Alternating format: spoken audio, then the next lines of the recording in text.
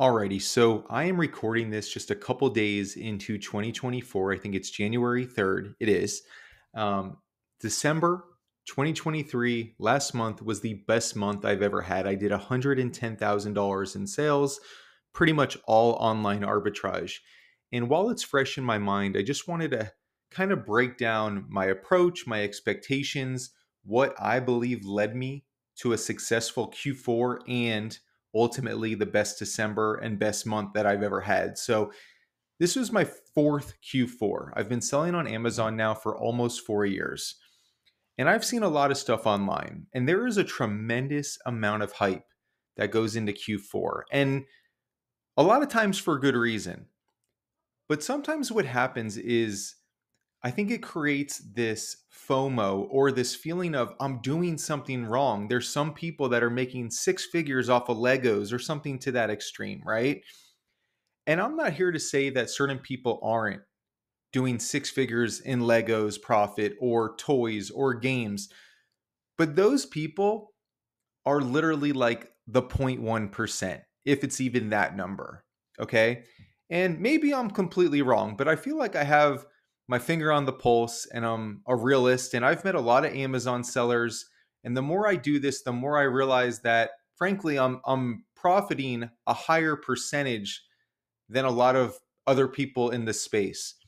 Okay. And that's not saying it in a bragging way or anything, but it's saying that sales don't really paint the whole picture. You don't know someone's buy cost, you don't know their profit margin, you don't know how many returns there are, you don't know what's happening after Q4, etc. But the point of this isn't to throw shade at anyone. It's really not. But I'm going to just share with you that being the preface of my game plan and how I approach Q4.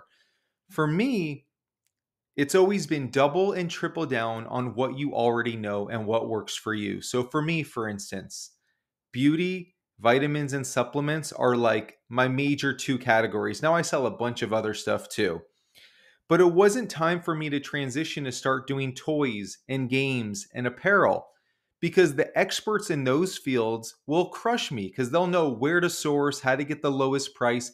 It's not the time of the year for me to figure that out. I have 9 other months throughout the year if that's what I want to get good at. But the way I see it, as long as you have a spending budget that's within reason, and I think that 99.9% of people probably do have a spending budget. Like for me, I'm right around $50,000 a month right now. I don't want to take out loans. I don't want to take out maxing out credit cards. That's where I'm comfortable with.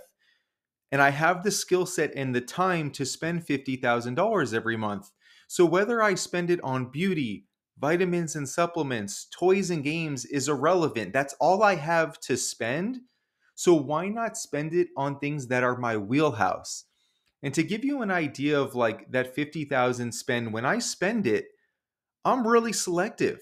And I make sure at the time of purchase, generally speaking, that I'm going to get a 40% return on investment, ROI. So that means for every $10 I spend on inventory, I want to make $4 profit. Now, again, there's exceptions to the rule.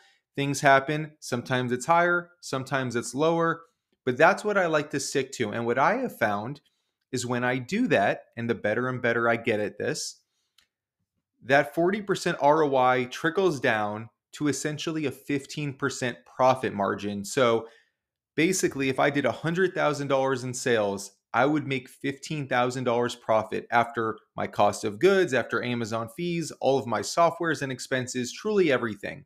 Plus a few grand extra for cashback, Rakuten, credit cards, things like that. Okay.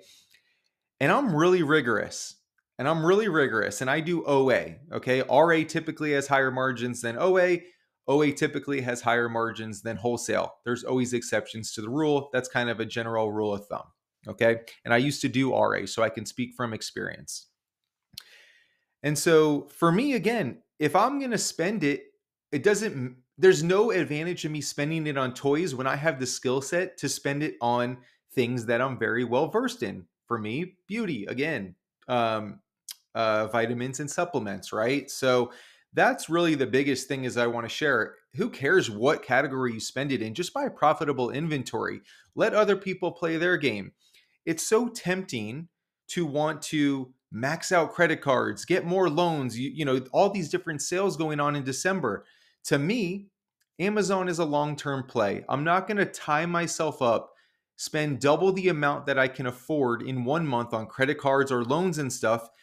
And then come January, February, March, I'm either burnt out or I can't spend my 50K monthly budget because I spent it all in December. So it's not necessarily a net win. It's just kind of, doing what you think you're supposed to do and capitalize on a crazy Q4. And don't get me wrong, I did do more in Q4 than I do the other three quarters individually. I didn't do more Q4 than I did the first 3 quarters combined, but not by a drastic amount. But I'm in this for the long term. I am bullish on being consistent, and now I'm not burnt out. I haven't used all my money. I've learned, and I'll take this, and I'll have another better Q4 in 2024, right? And another great first 3 quarters as well. I'm not saying you should do what I do. I'm not saying there's a one size fits all, but I will say pretty confidently that it's a very, very, very small percent of people that can just spend money limited list. They have an unlimited budget, right? Or that can spend so much on toys that they're doing hundreds of $1,000s a month in sales in toys, whether it be December or not. You just don't know the whole picture. So really what I'm getting at is just play your game, enjoy the increased velocity, and just continue to chip away, get better and better and better, and just enjoy the increased velocity, as I said. So I'm starting to repeat myself here. Maybe it's time to go. I just wanted to share with you my approach, how I did things, and where that landed me. I'm in a good position to hit the ground running here in January 2024. I'm not burnt out. I've got plenty of money to spend. I've taken a lot away from it, and I will continue to get better and better and better as this is a long-term play. If anyone tells you it's a short-term play, they are full of it. Okay. There's just no way about it mathematically. It's a cash intensive game. It's inventory intensive, which takes capital, right? So, anyway, just keep chipping away. You can certainly make money, but it's not get rich quick. Play your game. Do what you're comfortable with when it comes to Q4. That's what I did. And it landed me on a very healthy and successful December and Q4 in general. So, appreciate you guys being here. Like I said, I wanted to talk about it while it's fresh in my mind. Have a great new year. Consistency, consistency, consistency.